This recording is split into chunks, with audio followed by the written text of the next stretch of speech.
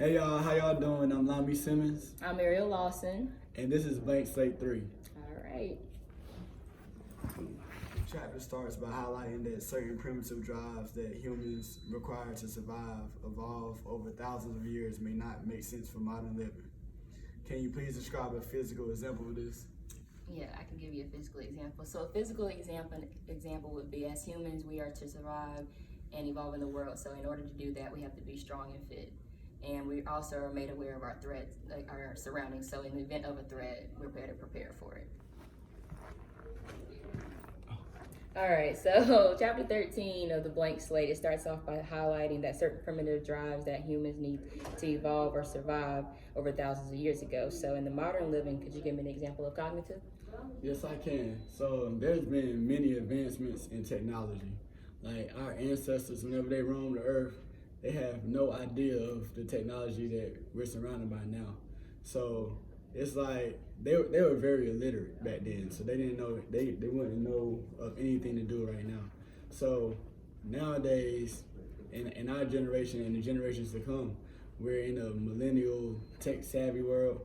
So we could give children age of 4, age of 3, an iPad or any other high-powered technology source, and they could just work it freely. You know what I'm saying? And back then, it's just so we could give children at the age of 3, age of 4, an iPad or anything like that, and their cognitive thoughts would just already be there just because of our generation and the nurture that we're giving them because it's so tech savvy. Mm-hmm. But back then, even whenever we were younger, or I would say the generation before us, you wouldn't see you wouldn't see children walking around with iPads or cell phones like that. So these technological advancements is new, and it's something that's going to be here for a long time. Mm-hmm. I'm gonna say, Yeah. Okay, so in Pinker's chapter 13, he also listed 10 core intuitions for us. So, Lahmi, what was your first core intuition? Okay, my first core intuition was numbers.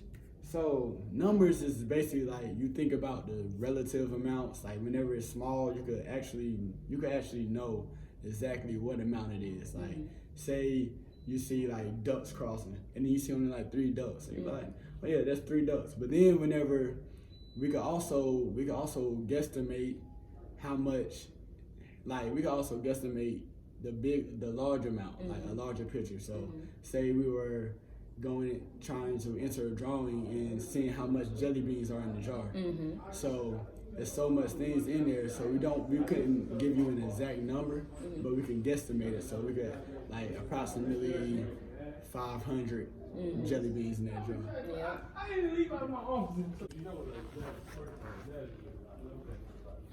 All right, so can you tell me your number one? My number one was biology and natural history. So basically, as humans, we are supposed to evolve, and we're all built differently. So with that gives us our strength in order to evolve in the world.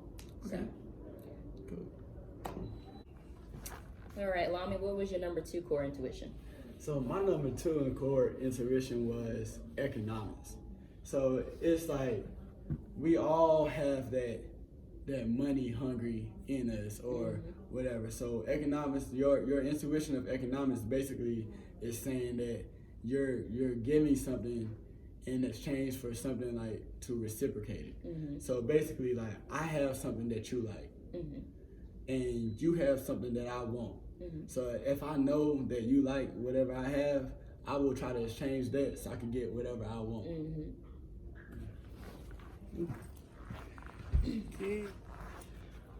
Okay, so can you tell me your number 2 core intuition? My number 2 core intuition was psychology. And basically with psychology, that's just how, like right now, you're communicating. So I'm looking at your face expressions, and I'm thinking about how your thought processes are going to be. So we just use that as a way to understand people because we're all built differently. We all have our own opinions and desires. So what I might say, you might have your own belief on it. And so you're going to give me your opinion on that. So that's how psychology works.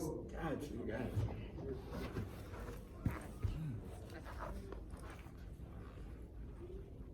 All right, Lahmi, so what's your 3rd core intuition?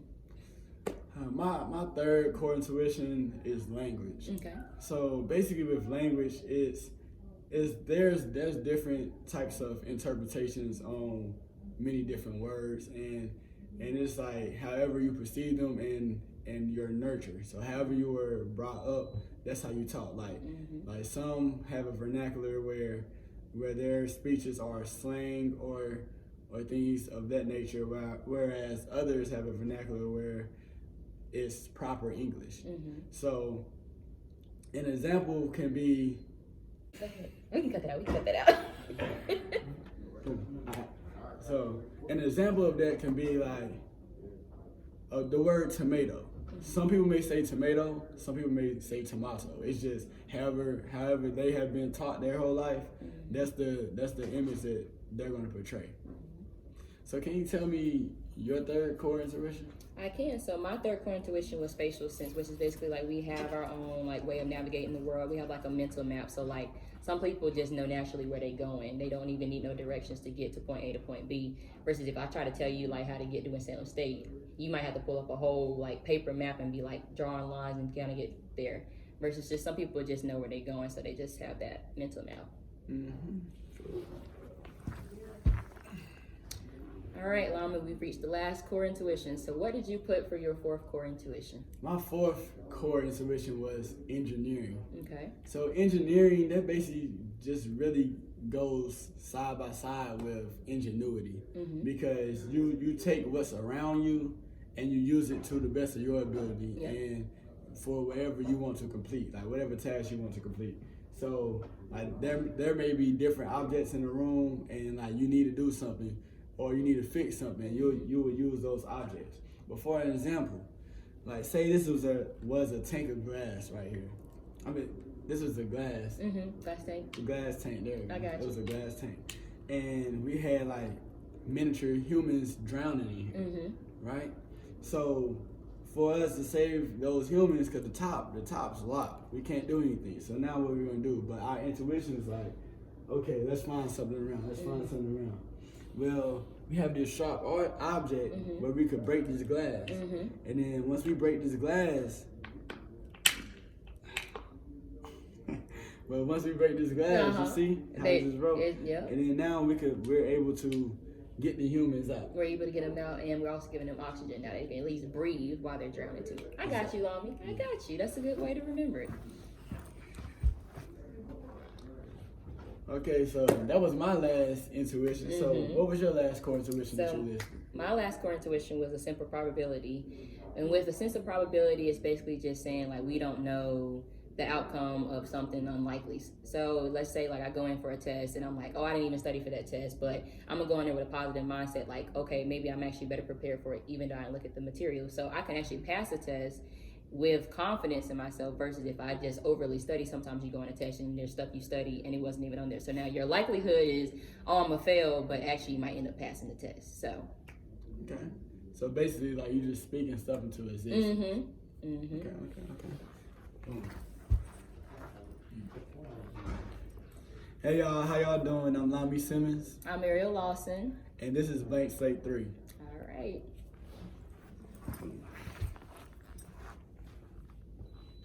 All right, y'all. Well, that was the end of our Blank Slate number 3, so. Thank y'all for tuning in. I hope y'all enjoyed.